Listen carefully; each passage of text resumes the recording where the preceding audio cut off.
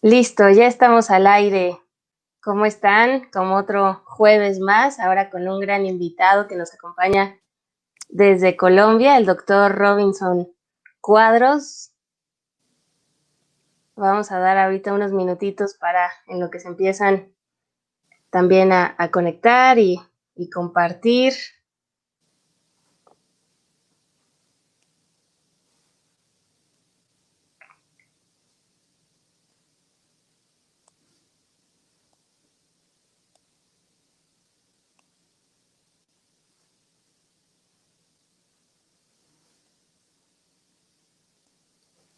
Pues ya se empiezan a conectar, que bueno, todos muy puntuales. Ya están 15 personas aquí con nosotros. Ah, Ya qué nos bien. saluda Cecilia Pérez. Hola, buenas tardes. Este,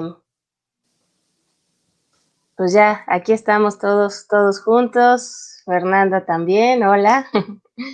Y bueno, pues con como les decía, con este gran invitado y con un gran tema que es envejecimiento y espiritualidad. Y cuando pensé en la importancia de hablar de ese tema, fue así como que en automático, no se me vino a la mente otra persona más que el doctor Robinson Cuadros. Así que, Robinson, bienvenido y también agradeciéndote infinitamente tu tiempo, tu dedicación y gracias por estar aquí acompañándonos. ¿Cómo has estado? Bien, muy bien. Muchas gracias por la invitación, Cristina, muy linda de tu parte. En nombre de la Asociación Colombiana de Gerontología y Geriatría y pues de todos los colombianos, muchas gracias por tener este encuentro con este país hermano que tanto queremos los colombianos como es México. Así es, tenemos mucho en común y para nosotros es un privilegio también compartir. Y para quienes no conocen al doctor Robinson, él es geriatra, como bueno, ya comentamos, es de Colombia, pero me gusta la visión que tiene como doctor, pero no sé si nos puedas contar un poquito más sobre ti, sobre esta gran experiencia también que tienes en residencias geriátricas. Bueno, pues digamos que hablando sobre precisamente el tema espiritual, es algo que pues que nace con nosotros y nos va acompañando en el camino, ¿no? Lo que pasa es que algunos se animan a descubrirlo y otros no. Y otros tenemos que hacer conciencia cuando comenzamos este encontrar espiritual. Y muchas veces, en la mayoría de veces, lo hacemos precisamente con nuestros abuelos o nuestras abuelas que nos tomaron de la mano pequeñitos y nos decían, a ver, mijito, voy a enseñarte a persinarte en el nombre del Padre. ¿Sí? Y uno pues hacía eso de una manera mecánica, pero de una u otra forma veía que era una conexión emocional con sus familiares, ¿sí? Y era parte, pues, como del orgullo de la familia, que decían, miren, el niño ya es muy piadoso, ¿sí? Y el niño ya sabe rezar, y el niño se sabe arrodillar. Y uno empezaba como a tener esa sensibilidad y ese encuentro personal, donde después venían una serie de inquietudes y de preguntas, ¿no? ¿Y por qué ponen al Cristo sangrante? ¿Y por qué ponen, sí, y por qué es el cielo? Y por qué la gente se muere? Y vienen un montón de preguntas alrededor del tema que, pues, buenas o malas respuestas, pues, uno va recibiendo en la vida y en la medida que crece, ese componente lo va dejando como a un lado. Cuando eres profesional de la salud y empiezas a acompañar a las personas y a las personas, por ejemplo, que están cursando con un cáncer o cercanas a la muerte y te toman de la mano y te dicen, doctor, ore conmigo. Y uno, uy, ore conmigo, yo, ¿Cómo? ¿Cómo se hace? cómo oro contigo? ¿Sí? Y lo confrontan a uno los pacientes y le dicen, bueno, doctor, y cómo va su proceso espiritual? Y uno dice, uy, porque uno como, pues se va como a lo básico, uno dice, no, pues voy como bien, ¿no? Y uno no comprende muy bien todo el trasfondo que hay detrás de eso, ¿sí? Y empieza a recordar que es un componente fundamental en todos los seres humanos. Pero, digamos, en la formación médica tradicional, a uno siempre le dicen, ni de religión, ni de política se debe hablar con los pacientes, ¿sí? Ni de Ni con fútbol, nadie, ni de sí, fútbol decimos en ni México. con nadie porque te metes en un problema terrible. Y empezamos a confundir términos, ¿sí? Y empezamos a dejar de lado herramientas muy poderosas para acercarnos al corazón de las personas.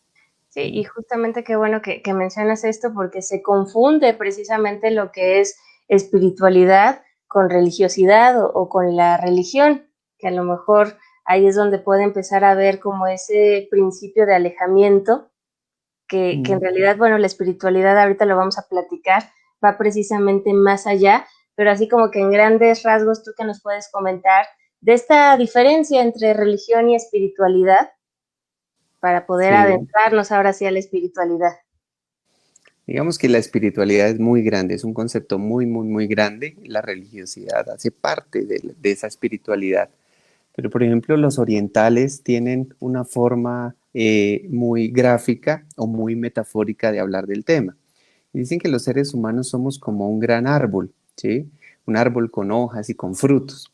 Y en ese árbol, esas hojas y esos frutos son los aspectos físicos y la relación que tenemos con los demás. Y el tallo del árbol, el tronco del árbol, son los aspectos mentales y emocionales. Y ellos son muy enfáticos en que las raíces del árbol son los aspectos espirituales. Y nos hacen siempre pensar sobre cómo son esas raíces de nuestro árbol. Si son cortas, si son largas, si son gruesas, si son superficiales o son profundas. Y ahí ellos empiezan a hacer una distinción entre lo religioso y lo espiritual. Lo espiritual más asociado a la búsqueda de lo sagrado, a la trascendencia, lo divino a través de una experiencia, de un camino de vida, la conexión con uno mismo, con la naturaleza, con la comunidad. Y algo muy lindo que tiene la espiritualidad es el mismo propósito o sentido de vida. Y la religiosidad, pues digamos, es un camino construido con unas creencias, unos valores, unas prácticas propuestas por una institución como tal, en la búsqueda precisamente de lo divino y se logra a través de una manera de vivir, que es lo que a veces incomoda, ¿no? Las reglas. Entonces, pues yo tomo un poquitico de aquí, otro poquitico de allí y yo me acomodo, ¿sí? De acuerdo a lo que yo quiera creer y como lo quiera creer. Así somos los seres humanos, no nos gusta que nos impongan y terminamos pues desorientados en la vida. Sí, o Entonces, pues viendo qué reglas sí, qué reglas no, según también lo que queremos, lo que nos acomoda, cuándo sí, sí, cuándo no, pero qué bonito esto que dices, que justamente la espiritualidad son estas raíces, porque pues, al final las raíces son las que nutren, son las que nos dan ese sostén, ese arraigo, pues también esa como que identidad, esa fuerza de, bueno, esta es mi tierra, de aquí voy a nutrir, de aquí voy a sacar todo para que siga fluyendo, así que desde la raíz, desde lo más profundo hasta arriba, llegar a florecer, a dar frutos y justamente también así es este proceso, ¿no? De construcción también de nuestro sentido de vida que está muy relacionado con esta espiritualidad. sí, pero pues como todos los médicos y los científicos queremos explicar todo, entonces cuando vemos 10 pacientes que tienen el mismo cáncer y aquellos que son más espirituales, más religiosos, sobrellevan mucho mejor la enfermedad, pues uno quiere como buscarle la explicación a eso, pero pues esto es por qué, de dónde esas creencias, que de cosas que no ven les da tanta fortaleza. Entonces viene un concepto interesante que se llama la neuroteología, ¿sí? Y es como, digamos, a nivel cerebral hay conexiones nerviosas que, digamos, se fortalecen a través de los procesos de meditación, oración y conexión con un ser superior. Y en comunidades budistas, en comunidades religiosas, se han hecho tomografías computarizadas con tractografías cerebrales, donde se miran con eh, electroencefalograma qué lóbulos del cerebro, digamos, se conectan más a la hora de estar en meditación y en oración y lo que se encuentra es verdaderamente sorprendente, cómo el cerebro entra en una perfecta armonía entre el lóbulo frontal, los parietales y el sistema límbico para generar una estabilidad de neurotransmisores que se traduce en una paz interior, ¿sí? Entonces, pues claro, todo esto explicado desde la ciencia que nos lleva a nosotros como geriatras a medirlo todo, ¿no? Entonces vamos a hacer una escala para medir qué tan religiosa y qué tan espiritual es una persona y eso cuánto le da de herramientas para afrontar una enfermedad. Y cuando uno mira las escalas, así como yo, hay escalas para medir depresión, ansiedad, el estado funcional, pues hay más de 100 escalas para medir espiritualidad y ya validadas científicamente, muchas validadas al español, en pacientes con cáncer, en pacientes mayores, en niños, ¿sí? Y cómo estas escalas lo que buscan es tratar de medir la fortaleza interior de una persona para afrontar un cambio en su vida, la capacidad de resiliencia, como hablan algunos. Sí, pero es muy interesante porque justamente ante estas pérdidas, ante esta posible desolación, donde aparentemente aquí en este mundo terrenal, si lo queremos ver así, es decir, ¿de dónde me agarro? Pues la parte espiritual es fundamental para adaptarnos a este cambio, a esta pérdida, y es impresionante también cómo se ve esa diferencia que yo también en algunas residencias me ha llamado la atención, cómo es la calidad de vida, cómo llevan la misma vida, pero también la misma enfermedad, una persona totalmente creyente, totalmente espiritual, alguien que por su vida, digo, no nos vamos a meter en eso, no lo es. Pero tú cómo consideras ahí que impacta precisamente el hecho de ser espiritual o no para las personas mayores o también para personas con alguna situación de enfermedad? Pues mira que estos temas que a veces dicen, ya se puso filosófico, ya se puso trascendental, pero es que, por ejemplo, en estos momentos que estamos viviendo esta pandemia y que sentimos que no lo podemos controlar todo, que hay cosas que se nos salen de las manos, que somos más frágiles de lo que pensábamos, vulnerables en medio de la enfermedad, del sufrimiento o de la muerte que nos hace precisamente pensar en estos temas. Estas situaciones se convierten en ventanas de oportunidad para abrirse verdaderamente a un nivel de conciencia, porque esto requiere hacerse consciente, que permite experimentar precisamente esa vida espiritual. Entonces, digamos, hemos visto en estudios científicos cómo las personas que son más espirituales y de hecho aquellas que tienen unas creencias arraigadas y digamos estas creencias en América Latina, sabemos que el 92% de las personas mayores en América Latina consideran muy importante su religión, ¿sí? Que hace parte, pues, digamos, de este componente espiritual, cómo este componente se asocia con mejor satisfacción de vida, se asocia con mejor autopercepción de salud, hay menores niveles de depresión, mejor estado incluso neurocognitivo, mejora el control de estrés, el control inflamatorio y todas las hormonas relacionadas con lo que llamamos las defensas. Hay estudios incluso muy curiosos donde, por ejemplo, van a operar a 50 personas en un hospital y otros 50 en otro hospital, de lo mismo, ¿sí?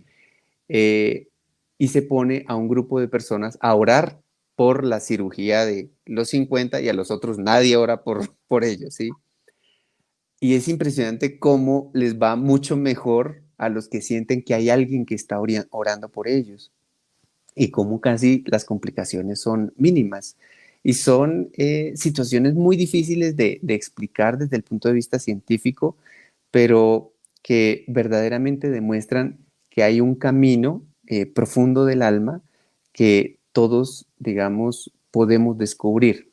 Y ahí viene un tema muy impresionante o digamos que me ha llamado mucho la atención y es que en las diferentes religiones se habla de un camino o de un viaje. Y entonces empezamos a mirar sobre el tarika o senda sufi del amor iluminado. Para los hinduistas, este camino se llama el marga. Para los budistas hablan de un camino ascético de 8 fases. Para los musulmanes es el sófora, ¿sí? Para los cristianos, pues el camino de Jerusalén. Y ese caminar, ¿sí? No es otra cosa que querer descubrir, hacer consciente que quiero hacer un viaje al interior de mí mismo, ¿sí? Y poder abrir mis horizontes frente a un mundo mucho más trascendental. No es tan fácil explicarlo, ¿sí? Y digamos que lo que nos mueve interiormente es precisamente ese camino. Y cuando yo empezaba a leer sobre todos estos temas, yo decía, caramba, esto es mucho más grande de lo que uno se imagina. Y me hacía una pregunta fuerte, y es, yo en mi vida espiritual, ¿soy un turista o soy un viajero? Mm. ¿Mm? Porque es muy diferente el concepto. ¿Cuál sería ahí esa diferencia entre el turista y el viajero? Pues mira, el viajero no sabe a dónde va, ¿sí? Se deja impresionar, se expone o intenta dejarse encontrar por el misterio del otro, eh, disfruta el reposo, la espera, se asombra, tiene la capacidad de asombro con los aspectos nuevos, busca la relación con todo, ¿sí? Con el todo y con todos, intercambia con otros viajeros abiertos a la transformación y el cambio. El turista no, el turista es organizado, salimos a tal hora, llegamos a tal hora, ¿cierto? Siempre busca lo esencial, tiene todo perfectamente cuadrado, entonces si yo voy a buscar esto, ¿sí? Si yo voy a pagar por esto, voy a recibir esto, ¿sí? Entonces estamos haciendo transacciones, entonces si yo ofrezco esto es porque, ¿sí? Si hago tal sacrificio es porque voy a recibir tal cosa, ¿sí? Y está a gusto con otros turistas superficiales, entonces a veces este tipo de encuentros nos generan solo emociones superficiales donde nos abrazamos, lloramos, pero no trasciende, ¿sí? Ujú. Y esa es la gran diferencia entre el turista y el viajero. Entonces, los profesionales de la salud, llámese trabajadores sociales, gerontólogos, psicólogos, médicos, enfermeras, terapeutas, ¿somos acompañantes espirituales o somos guías turísticos? Ujú. Y esta es una pregunta grande, porque es la que a mí me hacía una de mis pacientes mayores, me decía, ¿cómo vas espiritualmente? ¿Sí? Y es que si uno no se descubre interiormente, pues ¿cómo va a ayudar a otras personas a hacer ese encuentro? Sí, Yo exactamente. tengo, yo Sí, tengo muchos, tengo itinerario. muchos, sí, y tengo muchos amigos que son paliativistas y acompañan a las personas al final de su vida. Y cuando yo les pregunto, ¿y cómo van de su aspecto espiritual? Dicen, no, pues yo la verdad no creo en nada. Y yo, no, es que esto no es de creer, ¿cierto? Esto es de descubrir. Y cuando tú descubres, puedes acompañar mucho mejor a una persona. Pues si yo soy cardiólogo, soy obeso y estoy fumando, pues nadie me va a creer mi discurso, ¿sí? Por lo tanto, si yo estoy acompañando a personas que son muy sensibles a estos temas, es importante y fundamental, ¿sí? Reconocer que digamos, la espiritualidad juega un papel fundamental dentro de las terapéuticas, en los Sí. procesos de perdón, Ujú. de duelo. Bueno, tú sabes más que yo de todo eso. No, pero también tú desde la medicina, de este acompañamiento más profundo, que sí, efectivamente, si no se tiene esta parte espiritual del personal de la salud, ¿cómo vamos a acompañar a ese otro, a esa familia, a esa persona que está pasando a lo mejor por un momento que llegó a una parte oscura de ese bosque, de ese camino, y que necesita ese apoyo, esa mano, esa luz para ir como que guiando, ¿no? Me acuerdo Sí, que Marta Pardo comentaba de la Divina Comedia, que que Virgilio es como ese primer gran terapeuta que acompaña precisamente en el sentido de aquí estoy a tu lado, estoy contigo y de la mano vamos con esto, pero si quien va a acompañar no ha descubierto y a lo mejor está en plan turístico tomando fotos nada más por encimita, de qué forma se va a hacer como ese clic y sobre todo recalcar la parte humana, que es mucho también lo que me han dicho cuando alguien va al hospital, que es que yo soy un número de cama o yo soy una enfermedad cuando me llamo Cristina. ¿Y por qué no me dicen así? Pues a lo mejor esa persona pues todavía está en ese proceso, no ha descubierto su camino, ¿no? ¿O tú qué opinas? ¿Por qué crees que se da luego en la Pues, medicina? pues lo que pasa es que nosotros vivimos de nuestros egos y eso a veces no nos deja mirar más allá de nuestra nariz, ¿no? Hay personas que claramente han cultivado su espiritualidad y han logrado generar unos procesos de transformación personal. Una de esas es una médica, Miriam Manchero, que decía Robinson, qué curioso que nosotros estudiemos medicina para curar a las personas y son las personas las que terminan curándolo a uno. Y son frases que uno dice, caramba, las personas con enfermedades y vivencias particulares son verdaderos maestros, pero nosotros los vemos como tal o tenemos la relación maestro-alumno, ¿no? Como yo soy el médico, mira, esto es lo que te tienes que tomar. Entonces no escuchamos, no los dejamos sentir, ¿sí? Establecemos relaciones bidireccionales muy pocas veces.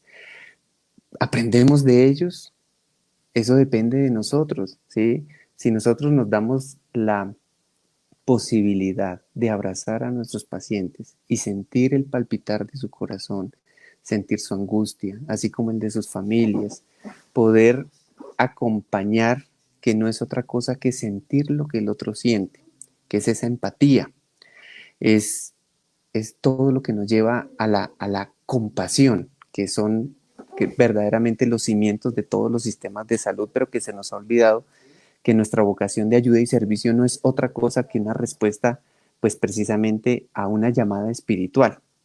Por lo tanto, pues yo siempre digo que la experiencia laboral depende de la capacidad de aprender de las vivencias que compartimos con los demás. Y ahí es cuando dicen, yo prefiero un médico experimentado. Y un médico experimentado no es el que más sabe, es el que se ha dejado tocar por los demás y ha aprendido. Hay una frase de Carl Jung que es muy bonita y muy profunda, que dice que la enfermedad es el esfuerzo que hace la naturaleza para curar al hombre. ¿Mm? Entonces uno dice, ¿cómo así? ¿Sí? Y es que siempre confundimos la curación con la sanación. Cuando una mujer está embarazada, siempre le preguntan, ay, ¿qué vas a tener, niño o niña? Cuéntame, cuéntame, niño o niña. Y las embarazadas siempre responden lo mismo, mira, lo importante es que venga sanito, Sí. ¿sí? Sanito o sanita. Y nosotros en geriatría decimos, pues ojalá que ese niño cuando llegue a viejo, nosotros le ayudemos a que muera o parta sanito o sanita, Sí. ¿sí? ¿Y qué significa eso? Que la sanación no depende del bienestar físico, ya que es posible morir sano, es decir, entero, íntegro, con dignidad, completo y realizado. Y ahí, pues, digamos, uno complementa una frase que se le añaden a Hipócrates, el padre de la medicina, que dice que raras veces, muy raras veces, nosotros podemos curar. A menudo, si acaso, podemos aliviar, pero siempre, siempre podemos consolar. ¿Mm? Con este acompañamiento, con esa parte también humana justamente de reconocer a ese otro de a partir de nuestra empatía, a partir de esta sensibilidad y sí este humanismo que muchas veces también decías como por egos se deja a un lado y también ahorita me acordaba de otra frase de Jung que decía que no importa cuántos títulos tengas allá atrás colgados, nunca olvidar que Mm. eres un humano estando precisamente con ese otro humano y pues a partir de ahí también es este encuentro entre ambos, ¿no? Ujú. Sí, de hecho, por ejemplo, Enrique Benito siempre dice que hay tres actitudes importantes en este acompañamiento espiritual que hacemos los profesionales de la salud, pero que claramente nosotros los familiares también lo podemos hacer. Uno tiene que ver con la hospitalidad y es esa acogida incondicional donde yo comparto la misma condición humana, ¿sí? Yo soy humano igual que tú, con una comunicación abierta y honesta. Es decir, yo no oculto información para ayudar a tomar decisión. Los paliativistas utilizan un término que se llama la conspiración del silencio, ¿sí? Sí. Y a mí me pasaba con los pacientes oncológicos, entonces entraba yo con mi bata muy elegante, mi fonendoscopio, estaba la familia y bueno, me dejan examinar al señor, entonces la familia se salía. Y el señor me decía, ay, doctor Cuadritos, mire, yo la verdad, yo creo que esta enfermedad me ganó y estoy pronto a morir.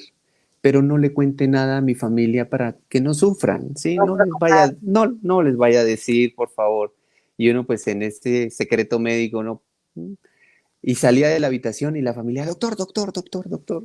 Es que nosotros vemos que mi papá ya ese cáncer lo va a matar, pero por favor no le vaya a decir nada a él para que él no sufra. Entonces yo decía, pues ahí están los dos sufriendo por lado y lado, ¿no? Entonces lo primero tiene que ver con la hospitalidad. Lo segundo es la presencia. Y la presencia es estar completamente presentes con y para el otro, ¿sí? O sea, verdaderamente estoy aquí para ti, más allá de nuestros miedos, porque a nosotros, a los médicos, nos inculcaron tenerle miedo a la muerte porque eres nuestra contrincante, ¿sí? Entonces no queremos que la muerte nos gane, entonces por eso reanimamos, entubamos, metemos ondas, ¿cierto? Y le gané a la muerte, ¿sí? Y a veces los pacientes quedan en muy malas condiciones, y dicen, pero no importa, lo dejé vivo, ¿sí? Y ahí es donde tenemos que romper esos miedos y esas preocupaciones que giran alrededor. Y lo tercero es la compasión, ¿sí? Que básicamente es esa comprensión y una respuesta empática con el fin de comprender, ayudar, a traspasar y a trascender el sufrimiento, ¿sí? Y es como entender lo que está pasando para hacer procesos de perdón, de soltar cargas. La mayoría de nosotros nos echamos un montonón de culpas y nos damos nosotros mismos látigo. Hay muchas señoras mayores que me dicen, ay doctor, es que yo no me puedo morir en paz. Y yo, ¿por qué? Me dice, no, es que yo a mi hija mayor, pobrecita, yo a ella le apreté las tuercas más que a los otros, ay, pobrecita, ¿sí? Y uno habla con la hija mayor, no, que tu mamá tiene ahí como un pendiente que porque a ti te apretó más las tuercas que a los otros hermanos. Y la hija dice, no, pero pues gracias a eso soy la mujer que soy. Ay, mi mamá tan boba con lo que dice. Culturalmente somos distintos y uno tiene que comprender esos contextos para ayudar a soltar y ayudar a decir, mamá, yo no soy el hijo perfecto. Si alguna vez te fallé, perdóname. Y si tú sientes que alguna vez me fallaste, no te preocupes. Yo también te perdono y andamos más libres por el camino. Sí, justamente perdonar y soltar, pero si surge, como decías, esta conspiración del silencio, eh, puede ahí como entorpecer este camino hacia esta liberación, hasta este perdón, a morir de manera digna, morir sanamente, como comentabas. Sí, sí, digamos, a mí me impresiona mucho, por ejemplo, cuando yo llegaba a hacer consultas domiciliarias y encontraba una persona totalmente postrada en cama, ¿no? Y yo, bueno, ¿y cuánto tiempo lleva así? Solo, pues, parpadeando prácticamente. No, lleva 7 años y uno así. Y siempre hay una señora viejita, ¿sí? Mayorcita, que le dice a uno, doctor, desde la cocina. Eso debe ser que tiene algún pendiente, ¿sí? Tiene algún pendiente que no le ha dejado descansar. Y uno dice, no hay que llegar a ese estado para soltar, ¿sí?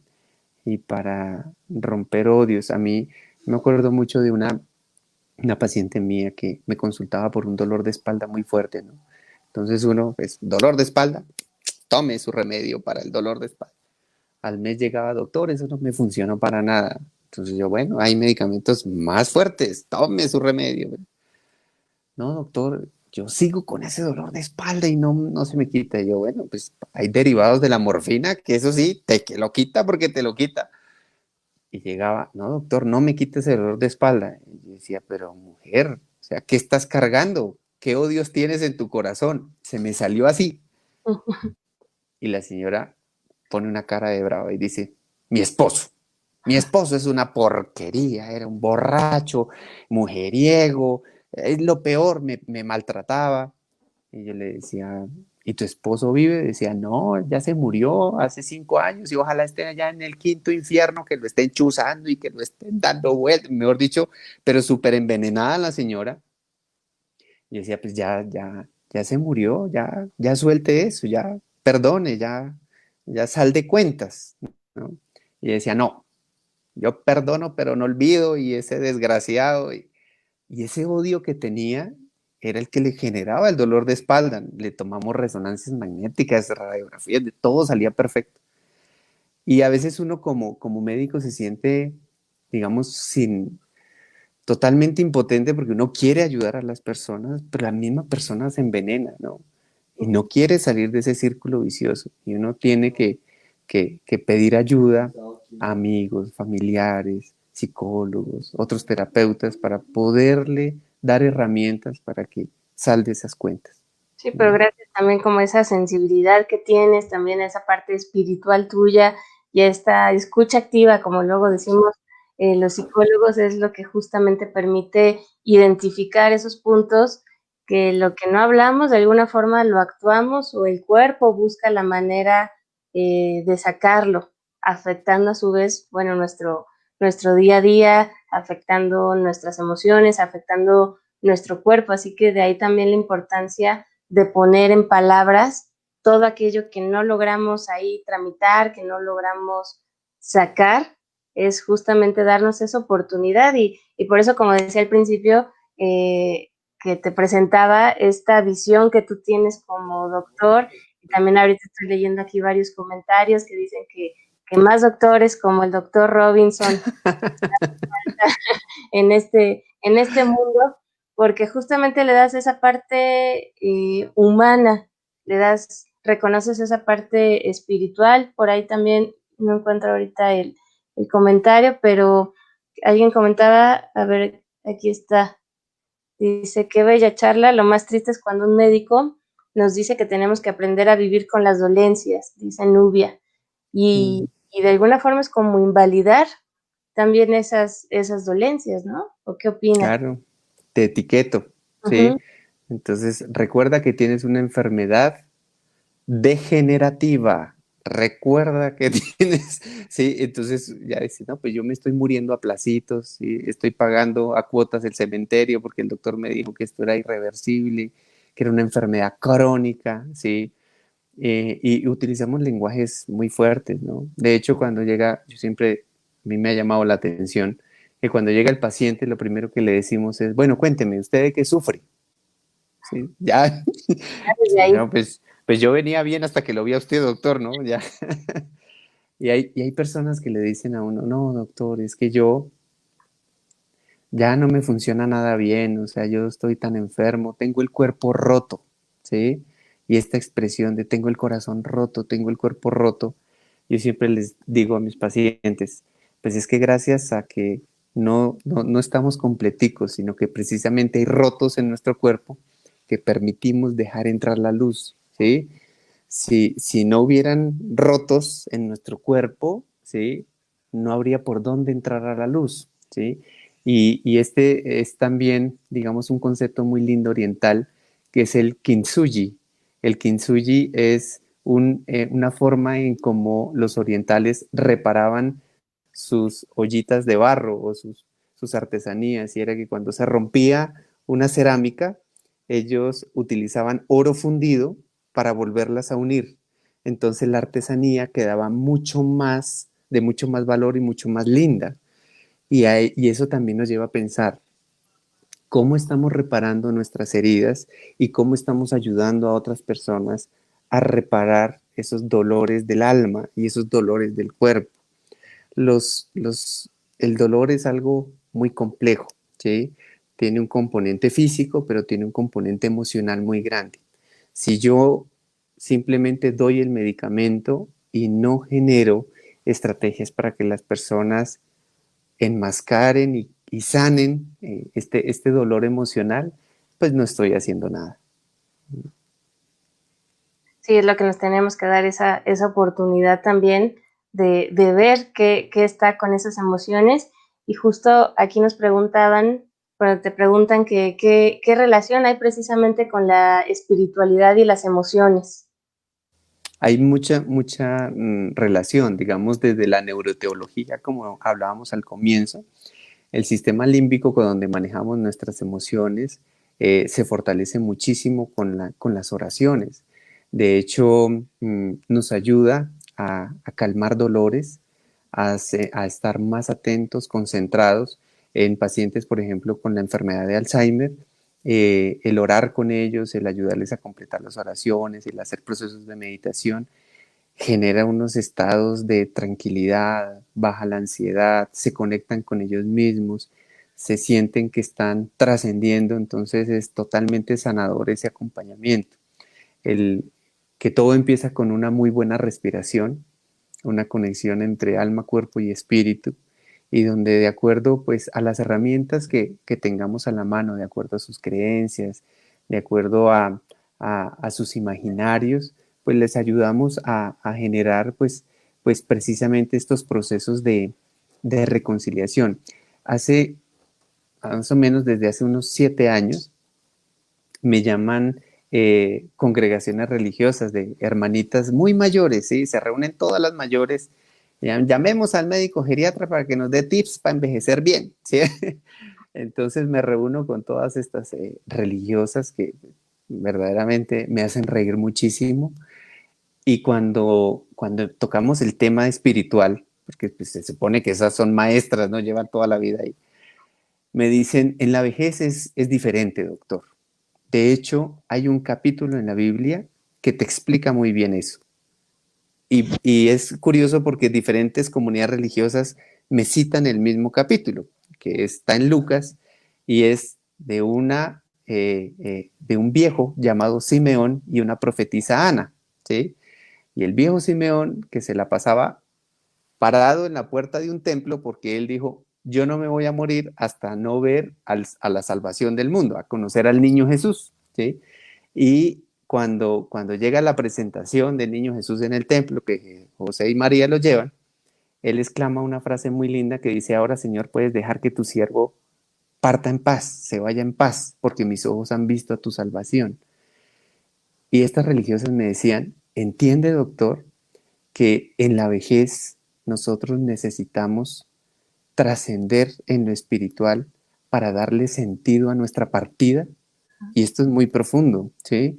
Y es que esto, pues más allá de un capítulo bíblico hermoso, nos lleva a pensar que nosotros tenemos que acompañar a nuestros padres, a nuestros abuelos, familiares y como profesionales de la salud, ayudarles a trascender, ¿sí? A que cumplieron su misión, a que verdaderamente están en este descubrir. Pero ¿qué nos encontramos?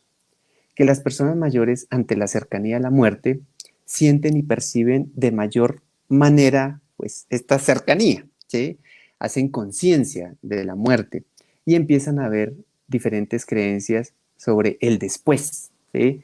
¿Será que me encontraré con mis familiares, así como la linda película de Coco de ustedes, que nos enseñó muchísimas cosas hermosas al mundo? Pero también puede intensificar intereses espirituales o tener crisis de fe. ¿Por qué? Porque yo empecé a hacer varias promesas buscando un milagro y no se dio. Entonces el cáncer avanzó y empiezo a generar una crisis religiosa, una crisis de mis creencias, porque toda la vida fui buenecito, fui muy creyente y a la hora de la verdad, cuando le pedí a Dios un solo milagro, no fue capaz de hacérmelo. Y empiezan a tener conflictos internos muy fuertes que les generan dolores físicos, dolores emocionales, y que si uno no los acompaña y les ayuda a comprender y a sobrellevar esto y a buscar pues orientación profesional, pues verdaderamente terminan muy confrontados, amargados y pues con todas sus emociones en un desorden tal que verdaderamente mueren en unas condiciones muy, muy tristes, ¿sí? Desolados. Por esta también renegación ante esta situación, que también son como que escapa del control, como decías, pues ¿por qué si yo fui tan bueno toda mi vida, por qué ahora? Y eso podría hacer que alguien deje de ser espiritual ante una crisis de esta magnitud. Claro, y esas crisis de fe o estas crisis espirituales, pues digamos, empiezan a cambiar todo el mundo de los valores que nosotros habíamos construido.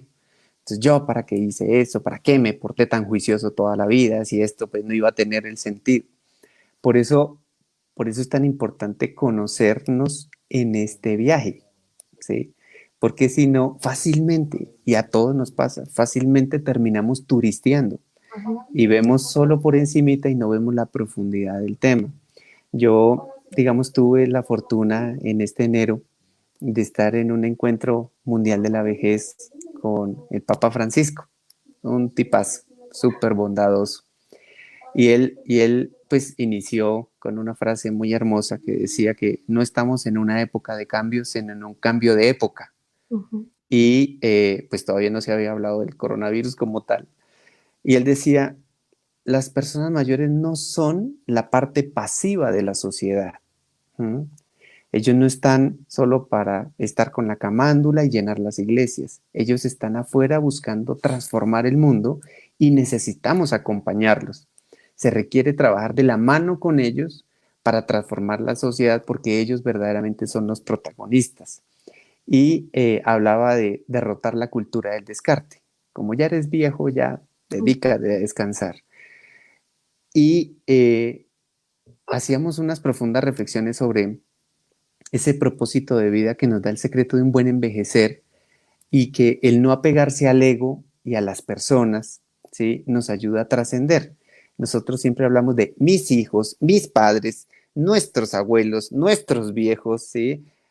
Queremos apropiarnos de todos, ¿no? Y esto de trascender es precisamente ir mucho más allá, es comprender lo que el otro siente. Y nos pasaban una imagen que me llegó al alma y era en un árbol, ¿sí? Estaba sentado un niño y un viejo. Y el niño le decía al viejo, estoy triste. El viejo le decía, ¿por qué? Decía, ¿sabes?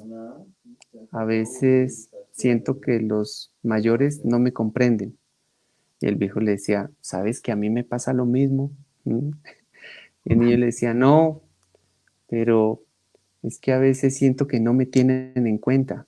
Y el viejo le decía, ¿sabes que a mí me pasa lo mismo? Decía, no, pero lo peor de todo es que a veces, de vez en cuando me siento nervioso, mojo mis pantalones. Y el viejo le decía, te entiendo perfectamente, a mí me pasa lo mismo, ¿sí? Y cómo cuando nos ponemos en el lugar del otro, terminaba, digamos, esta imagen tan hermosa. Y cuando nos compenetramos y sentimos lo que siente el otro, verdaderamente nos hacemos empáticos y podemos sentir el dolor, pero también la alegría del otro. Y esto nos ayuda a hacer unos procesos terapéuticos que verdaderamente tengan sentido. Formular es muy fácil, ¿sí? O sea, que tú llegas, tome sus medicamentos y vayas, ¿sí? Pero comprender lo que hay detrás, verdaderamente ahí está el secreto de una buena relación terapéutica, como el niño y el viejo. Sí, con esta escucha que al final también es trascendente entre ambos, cada uno se escuchó, cada uno desde lo que es se complementó y de esa manera pudieron también entenderse a sí mismo como de una manera como de espejo, que Ujú, también es reflejo de lo que cada uno de nosotros somos. Aquí te tienen sí. una pregunta, dice Connie Serafín, ¿qué consejos, herramientas nos pueden fortalecer para evitar el miedo, ser valientes para superar esta situación de soledad y contar con una espiritualidad, autoestima para recuperar su libertad e independencia? Uy, está grandísima esa pregunta y muy profunda, ¿sí? Mm. Nosotros siempre le vamos a tener miedo a lo desconocido, pero hay que trascender del miedo al conocimiento, ¿sí? Y el conocimiento se da solo en la manera en que yo hago consciente mi manera de descubrir el mundo y de descubrirme a mí mismo y a los demás. Por eso, digamos, cuando decían, no, ahora estamos encerrados en la casa, ¿sí? Y yo decía, ¿por qué decimos casa y no decimos hogar? ¿Sí? Porque el sentido de hogar se perdió.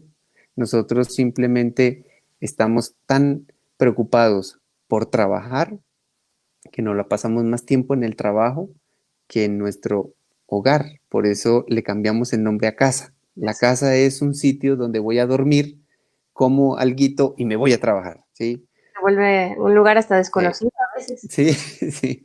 Entonces, el redescubrir el sentido de hogar a muchos les ha generado miedo, ¿sí?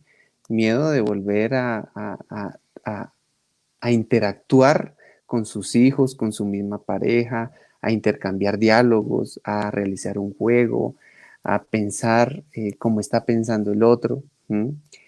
Y otros han utilizado este confinamiento como algo muy positivo. De hecho, les ha generado tanto bienestar emocional, tanto bienestar espiritual. Se han podido leer un libro que las ha reconectado consigo mismos, han podido respirar, escuchar los latidos de su corazón, han podido meditar, que empieza a aparecer un síndrome que yo ni conocía, que es el famoso síndrome de la cabaña, ¿sí? El miedo a que cuando todo esto termine, el miedo a volver a la calle, a este afán en el que veníamos y en este corre-corre. Entonces, pues digamos que todo depende como nosotros miremos lo que está pasando como una oportunidad. Para mí, en estos momentos ha sido muy duro, yo se los confieso, pacientes míos han fallecido por coronavirus, pacientes muy queridos. He visto eh, enfermeras arrodilladas en el piso llorando por la muerte de los pacientes. Me he derrumbado, he llorado. El sentimiento de impotencia es muy, muy fuerte. Y en esos momentos donde uno se siente tan débil, tan impotente y tan pequeñito, es cuando uno empieza precisamente a valorar todo aquello que verdaderamente es importante en la vida. Entonces la capacidad de autodescubrirse, de valorar lo que verdaderamente es importante, ¿sí? Los momentos compartidos, un abrazo, un saludo, el respirar bien, ¿sí? El poder ver salir el sol, el compartir con los hijos, el tener comida, el ser agradecidos, que tanto se nos olvida, pues hace parte de este descubrir espiritual, de este camino. Y evitamos así ser turistas en nuestra propia casa y lo volvemos justamente un hogar.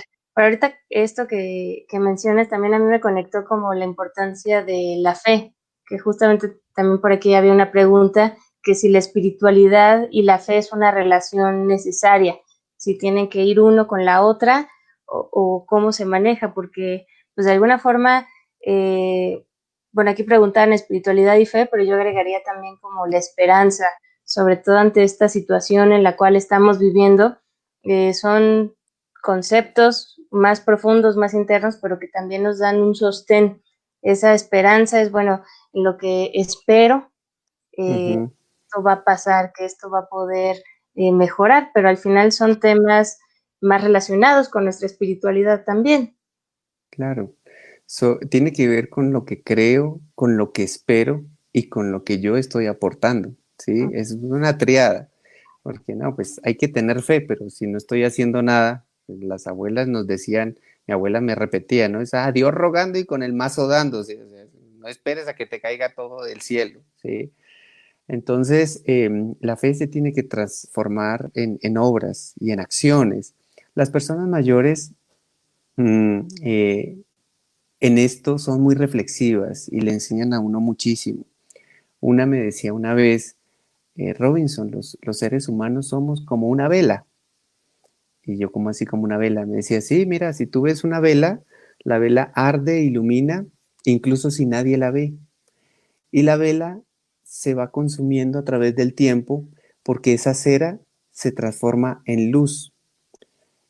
Y a la gente se le olvida de dónde viene esa luz, de un pabilo invisible, ¿sí? Que está dentro. Y este pábilo o pabilo invisible es nuestra espiritualidad. Y en la medida en que vamos envejeciendo, así como la vela va cambiando su forma. A nosotros nos salen canas y arrugas, pero en la vejez de la vela y de la persona no debe cambiar su esencia, la luz. En la vejez seguirás dando luz. Y es un llamado a que nosotros verdaderamente somos un foco de esperanza para los demás. Y a veces se nos olvida, ¿no? Y entonces utilizamos frases peyorativas, burlonas, infantilizamos, utilizamos todos estos edadismos y no estamos generando, no estamos dañando al otro, nos estamos dañando a nosotros mismos. La famosa autoprofecía del mal envejecimiento, ¿no? Que me convencí tanto en la vida de que llegar a la vejez era lo peor que me podía pasar, que que así lo vivo. ¿Mm? me pongo esas etiquetas y desde ahí voy construyendo lo que es la vejez y a lo mejor esa vela que me encantó esa como analogía, pues tapamos esa luz para no verla, para creemos que nos está a nosotros tapando nuestra propia luz cuando al final no es así. Así que es parte de la luz, es parte de lo que necesitamos y sí, efectivamente a veces somos víctimas de nuestros propios edadismos y caemos en nuestra propia trampa. Sí, pues digamos que somos seres humanos, ¿sí? Somos frágiles, cometemos errores, todos cometemos errores, ¿sí? Pero pues el cuide del asunto está en podernos sobrellevar, poder salir y ayudar a otros a salir. Hay una frase muy cómica que a mí me gusta y es que por mayor que sea el agujero donde caigas, sonríe porque todavía no hay tierra encima, ¿sí? Hay mucho por hacer, Sí, siempre y cuando tengamos vida, hay mucho por dar, por compartir y por hacer. así es. Y, y digamos que este sentido espiritual nos lleva a comprender que el objetivo de la vida no es llegar a donde el otro llegó. Ay, es que yo me quiero parecer a tal, o yo quisiera tener el cargo que tal tuvo, o publicar todos los artículos que tal publica, sino verdaderamente, pues el objetivo de la vida es ser feliz, ¿m? Ser feliz y ser la mejor versión de uno mismo. Y uno tiene un montón de talentos, capacidades, habilidades, potencialidades, y en medio de esta pandemia me parece maravilloso, por ejemplo, escuchar a las personas mayores que me llaman y me dicen, Doc, imagínese que empecé a pintar, yo nunca había pintado porque yo pensé que pintaba horrible, y miren lo que me salió, y me mandan foto de lo que hacen, y de verdad, o sea, unas cosas hermosísimas, decían, yo no sabía que tenía ese talento, ¿sí? Mm. Una parejita me decía, doctor, aquí tengo a mi esposo, aquí al pie mío, ¿sí? Este siempre ha sido de mal genio, cascarrabias, cansón, siempre me critica todo. Y el estar encerraditos ha sido curioso porque he descubierto un hombre maravilloso, se han mejorado nuestras relaciones sexuales, es tan detallista, estoy enamorada, doctor. Y yo decía, mira, los lados positivos de la pandemia, que a veces solo vemos lo negativo. Entonces, esto nace precisamente del poder descubrirnos a nosotros mismos a través de estas reflexiones, a través de todos estos temas que nos ayudan a ser mejor personas. Claro que nosotros nos los permitimos, porque si queremos seguir con ese velo aquí, queremos seguir como turistas, solo viendo las cosas de manera superficial, a lo mejor no animándonos a excavar un poco más profundo para ver qué hay ahí, pues nos vamos a quedar con eso y no vamos a encontrarle ese sentido a nuestra vida. A lo mejor nos quedamos en los porqués de la vida y no podemos como transformarlos en para qué estoy aquí, para qué me dio todo esto. Así que efectivamente la espiritualidad a mí es un tema que me encanta porque va más allá de lo que aparentemente creemos que es de, es espiritual, una vez me decías, el OM, ¿no? Así te pones el OM y ya. Pero no, la espiritualidad Sí, también es vida, es este proyecto que cada uno de nosotros le vamos dando, es lo que el otro día decía, que es lo que evita que todos nuestros días sean domingo. Si tenemos un día domingo, pues está rico, pero ya si todos son así, ¿cómo nos sentiríamos? Así sí, ¿no? es ir construyendo. Y aquí, bueno, ya nos quedan unos par de minutitos. Aquí hay muchos comentarios que están muy agradecidos contigo, que aquí podríamos estar escuchándote por mucho tiempo, que das esta tranquilidad, esta sabiduría, esta paz. Por ahí también, bueno, ahorita se me fue, había un comentario que, bueno, ¿qué consejos también podrías dar para las personas mayores en este pandemia, en este confinamiento, para poderlo llevar como lo mejor posible? Digo, ahorita pusiste dos ejemplos muy Ujú. interesantes y muy buenos. Yo siempre les digo, y esto me lo enseñó un amigo, es que, periodista, me decía, lamentablemente a veces llevamos una vida tan hermosa, ¿cierto? Y tan linda y con unas anécdotas que a veces nos vamos a la tumba con ellas. Qué bonito. Y bueno, y terminan otros escribiendo nuestra historia, ¿no? Y describiéndonos. Qué bonito que aprovechemos esta pandemia y este confinamiento para escribir nuestra propia historia. Entonces yo le digo a las personas mayores, escriban de cartas de amor a sus nietos, cuéntenle cómo era su infancia, cuál fue el primer regalo que recibieron de pequeños, eh, cuál fue la mejor travesura que hicieron, que los conozcan desde otra faceta, ¿sí?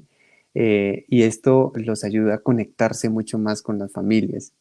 Y siempre pensar que no fui, ¿cierto? Porque nos quedamos a veces tan arraigados con lo que yo fui en el pasado que se me olvida vivir en el presente.